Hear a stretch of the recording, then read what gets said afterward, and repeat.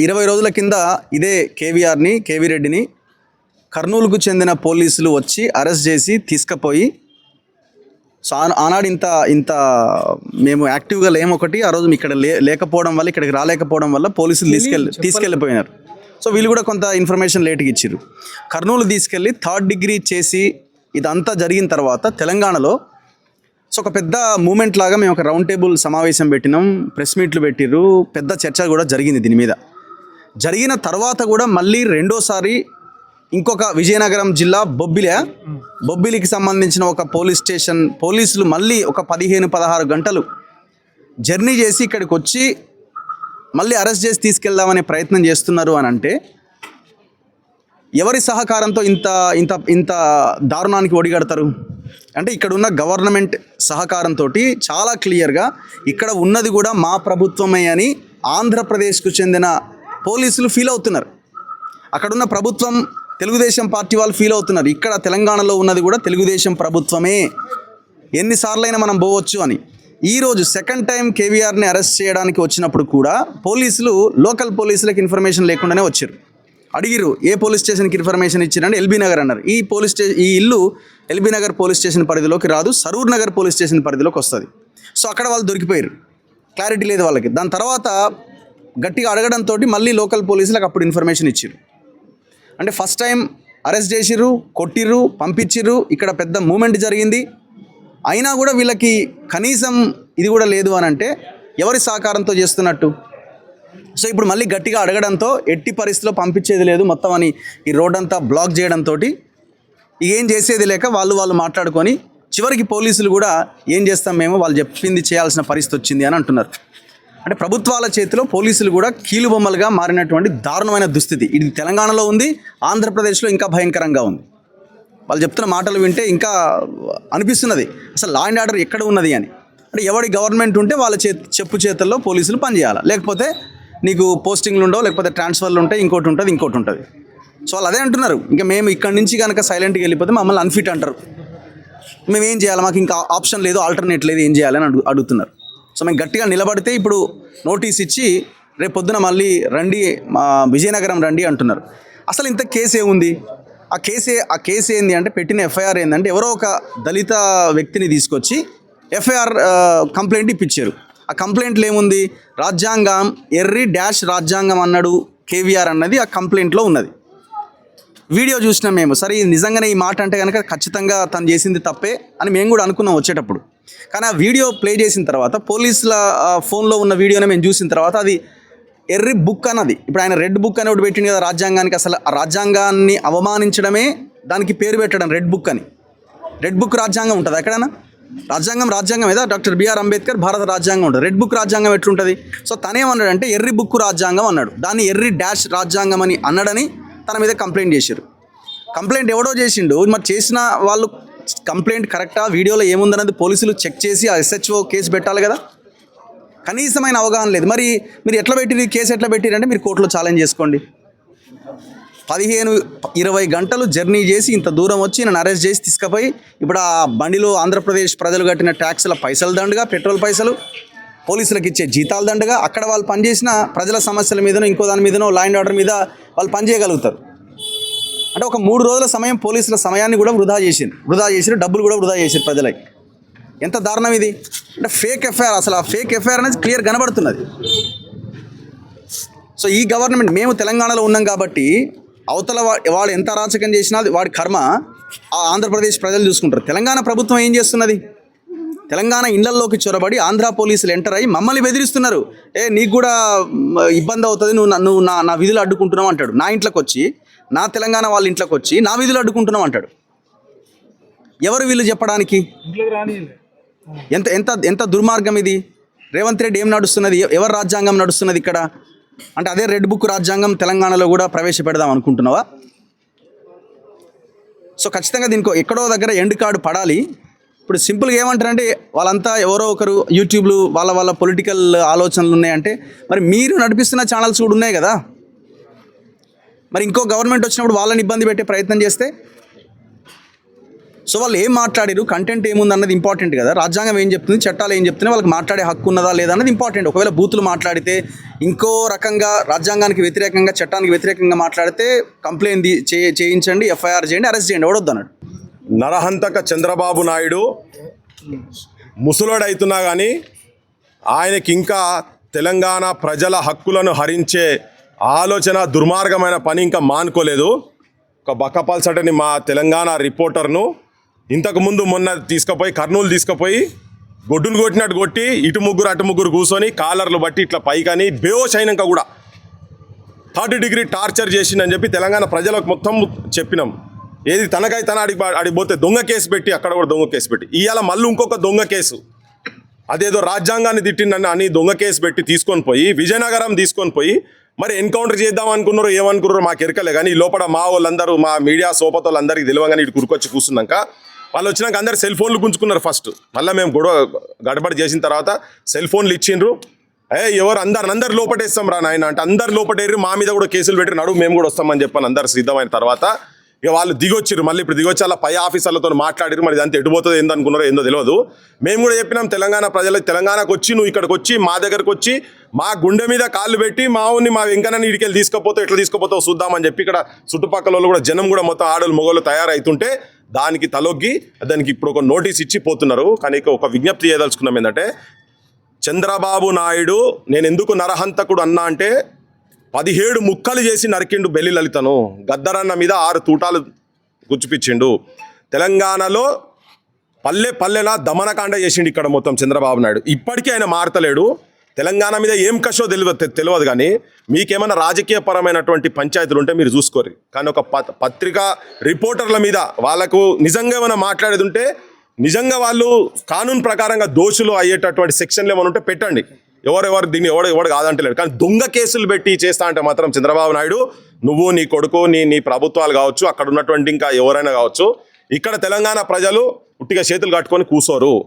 మాకు తెలియకుండా తీసుకుపోయి ఏం చేద్దరు, ఆడదానికి వచ్చినాక ఇంకెన్ని కేసులు పెడతావు. ఎందుకంటే 3rd డిగ్రీ టార్చర్ జరిగింది అన్న తర్వాత కూడా, అది కూడా ఎట్లా హెబియస్ కార్పస్ పిటిషన్ వేసిన తర్వాత పోలీస్ స్టేషన్లో పోయి ఎంకలాడితే దొరికింది పట్టుకొని వచ్చారు. అప్పుడు ఏం చేద్దరో తెలియదు. ఇప్పుడు ఆడిపోయినాక ఇంకేమేమి కేసులు పెడతారో తెలియదు. కానీ దౌర్భాగ్యం ఏంటంటే, ఆయన దగ్గర శప్రాజ్గిరి చేసినటువంటి ఆయన ఇక్కడ ముఖ్యమంత్రి అవుడు. ఇది ఒక తెలంగాణకు దౌర్భాగ్యమైన పరిస్థితి. ఇక్కడ ఇంత బహిరంగంగా వచ్చి ఇక్కడికి వచ్చి హైదరాబాద్ నడిబొడ్డున రెండోసారి మళ్ళీ వచ్చి వాళ్ళు మంచిగా డ్రెస్సులలో వచ్చి కూర్చొని ఇక్కడికి వచ్చిన తర్వాత ఇవన్నీ ఆయనకు చాలా వెన్నెతోడు పెట్టిన విద్య. ఆయనకు బాయ్ హాత్ కా కేల్ అంటారు కదా. Chandrababu Naidu is an encounter specialist. తెలంగాణలో అట్లా చాలా మందిని ఎన్కౌంటర్ చేసినటువంటి ఆయనకు ఆ పేరు చాలా ఉన్నది. ఆయన వెనుక చరిత్ర చెప్తే అది చాలా పెద్దగా ఉంటుంది ఆయనది. సో ఇప్పుడు తెలంగాణ ప్రజలను, తెలంగాణ పాత్రికేయులను కనుక నువ్వు ఏలు పెడితే మాత్రం అది యూట్యూబర్ కానీ ఇంకెవరన్నా కానీ ఇక్కడ జనంగా కావచ్చు, మేము ఇక్కడ ఊకునే పరిస్థితి లేదు. మీరు ఎంతమంది మీద కేసులు పెడతారో ఏం పెడతారో తెలంగాణ ప్రజలు చూస్తున్నారు. ఇవన్నీ మీరు మానుకోకపోతే మాత్రం ఇక మీరు మళ్ళీ హైదరాబాద్ కూడా రానియం. బిడ్డ గుర్తుపెట్టుకోరి, శనివారం ఆదివారాలు మీరు ఇక్కడికి వస్తారు కదా, పెండ కొడతాం, రాళ్లతో కొడతాం. మీరు ఇట్లనే కనుక చేసి మా వాళ్ళని కనుక ఎంబడబడి ఇక్కడ నుంచి ఇల్లీగల్ కేసులు కనుక పెట్టే ప్రయత్నం చేస్తే మా పోలీసు వాళ్ళు, మా తెలంగాణ ప్రభుత్వాన్ని కూడా చెప్తున్నా, ఇక్కడ పోలీసు వాళ్ళు ఏందా ఆయనకు సెక్యూరిటీ ఇచ్చేది ఎక్కడిది? చంద్రబాబుకు సెక్యూరిటీ ఇక్కడ 40 మంది అట. వాళ్ళ జీతాల పైసలు పెడితే ఒక 500 మందికి ఇక్కడ కళాకారులకు, తెలంగాణ గురించి కొట్లాడిన కళాకారులకు వాళ్ళకు జీతాలు ఇవ్వచ్చు. నువ్వు అశోక్ నగర్లా, దిల్సుఖ్ నగర్లా నిరుద్యోగంతో ఇబ్బంది పడుతున్నటువంటి పిల్లలకు ఇంత బుక్కడి బువ్వ పెట్టచ్చు. ఇక్కడ పోలీసు వాళ్ళు సెక్యూరిటీ ఇచ్చుడు ఎక్కడిది? జూబ్లీ హిల్స్లో ఆయన గల్లీ మొత్తం బంద్ చేసుడు ఎక్కడిది? మీరు ఇక్కడ తీసుకొచ్చి పెట్టి ఇక్కడోళ్ళను, ఇక్కడున్న రిపోర్టర్లను హింసించే ప్రయత్నం చేస్తే చంద్రబాబు నాయుడు కావచ్చు, ఆయన ప్రభుత్వానికి చెప్తున్నాం, మేము ఒక హెచ్చరిక కూడా చేస్తున్నాం. పబ్లిక్ను తిరగబడే స్థాయి దాకా తీసుకోపోకండి. తెలంగాణ నైజమే చూస్తారు, మంచికి గొంగడేస్తారు, లేకపోతే గొడ్డలు పడతారు. కానీ నీ మీద డైరెక్ట్ గొడ్డలు కాదు, రాజకీయ గొడ్డలు పడతాము. నిన్ను నీ చరిత్రను ఇక్కడ కాదు అక్కడ కూడా భూస్థాపితం చేస్తాం. పిచ్చి పనులు చేస్తే మాత్రం మంచి చెప్పదలుచుకున్నాం. ఈరోజు లోకేష్ రెడ్ బుక్ అంటే ఎర్ర బుక్, మన కేవీఆర్ చెప్పినట్టు నేను కూడా ఇప్పుడు అదే పాదం వాడుతున్నాను. నా మీద కూడా దేశద్రోహం కేసు పెట్టుకోండి. తెలంగాణలో లోకేష్ ఎర్రి బుక్కు పాలన నడుస్తూ ఉంది. మళ్ళొక్కసారి నేను చెప్తున్నాను, ఎర్రి బుక్కు పాలన నడుస్తూ ఉంది ఇక్కడ. ఈరోజు ఆంధ్రప్రదేశ్లో మీరు చాలా పెద్ద ఎత్తున దుర్మార్గాలు చేస్తూ ఉన్నారు. ఈరోజు తెలంగాణకు సంబంధించిన వ్యక్తులను కనీసం రాజ్యాంగానికి లోబడి, చట్టాలకు లోబడి మీరు చేయాల్సినటువంటి పని ఏదైతుందో దాన్ని విస్మరించి ఈరోజు తెలంగాణకు వచ్చి కనీసం చట్టాలను గౌరవించకుండా ఇష్టారీతిన, అంటే ఇది మీ రాజ్యం అనుకుంటారా, ఇది మీ ఆంధ్రప్రదేశ్ అనుకుంటారా? చంద్రబాబు నాయుడు, లోకేష్, పవన్ కళ్యాణ్ ఖబర్దార్, ఇది ఇక్కడ నడవై మీ చెల్లు మీ ఆంధ్రప్రదేశ్ నడుస్తాయి కావచ్చు, కానీ తెలంగాణ నడవై బిడ్డ గుర్తుపెట్టుకోండి. మీరు ఇట్లనే ఇంకా కొనసాగిస్తాం, తెలంగాణకు వచ్చి కూడా ఆజమాయిషి చేస్తామంటే తెలంగాణ తిరగబడితే బిడ్డ గుర్తుపెట్టుకోండి. మీరు తెలంగాణలో అడుగు పెట్టలేరు. మీకు సంబంధించినటువంటి ప్రతి ఒక్క మొత్తం మూలాలన్నీ కూడా ఇక్కడే హైదరాబాద్లో ఉన్నాయి. ఒక్కొక్క మూలాన్ని పునాదులతో కదిలిస్తామనే విషయాన్ని కూడా గుర్తుపెట్టుకోండి. మీడియా సంస్థలన్నీ కూడా ఇక్కడే ఉన్నాయి. మీ మీడియా సంస్థలు కూడా ఇక్కడే ఉన్నాయి. మేము ఎట్టి పరిస్థితులను వదలం మిమ్మల్ని. దయచేసి మరొక్కసారి చెప్తా ఉన్నాం, కేవీఆర్ ఎస్ రెడ్ లోకేష్ నువ్వు చెప్తున్నావు మళ్ళొక్కసారి, లిల్లీపుట్ లోకేష్ మళ్ళొక్కసారి చెప్తున్నాం, గుర్తుపెట్టుకో. లాలీపాప్ లోకేష్ గుర్తుపెట్టుకో. మంచి పద్ధతి కాదు ఇది. మా తెలంగాణ మీద నీ దౌర్జన్యం మంచి పద్ధతి కాదు. ఎట్టి పరిస్థితుల్లో మేము ఊరుకోము.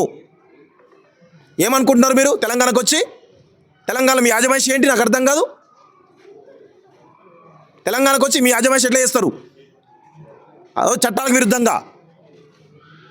ఇక్కడ విచిత్రమైన విషయం ఏంటంటే, అసలు రేవంత్ రెడ్డి తెలంగాణ కోసం పనిచేస్తున్నాడా లేకపోతే ఎవరి కోసం పనిచేస్తున్నాడు? ఎవరి కోసం పనిచేస్తున్నాడు? తెలంగాణ కోసం పనిచేయాలి కదా రేవంత్ రెడ్డి. ఆంధ్ర చంద్రబాబు నాయుడుకు బానిసలాగా పనిచేస్తే ఎవరు ఊరుకుంటారు? ఇక్కడ తెలంగాణ సమాజం ఖచ్చితంగా తిరగబడతాం. మేమంతా తెలంగాణ ఉద్యమకారులం. మా జీవితాలన్నీ కోల్పోయి ఈరోజు తెలంగాణ తెచ్చుకున్నాం. ఇలాంటి తెలంగాణలో మేము ఖచ్చితంగా ఆవేదనతో, ఆక్రోషంతో మాట్లాడతాం. ఇలాంటి తప్పులు జరిగితే బరాబర్ ఇట్లాంటివి ఎట్టి పరిస్థితులను కూడా మేము వదలము.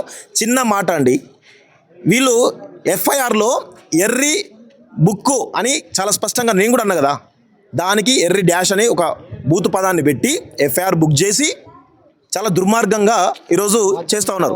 మనము కర్నూలు 4th టౌన్ పోలీసులు మన కేవీఆర్ని అరెస్ట్ చేసినప్పుడు చాలా క్లియర్గా మాట్లాడినాం. తెలంగాణలో రౌండ్ టేబుల్ సమావేశం పెట్టినప్పుడు ఆ రోజు మాట్లాడినాం.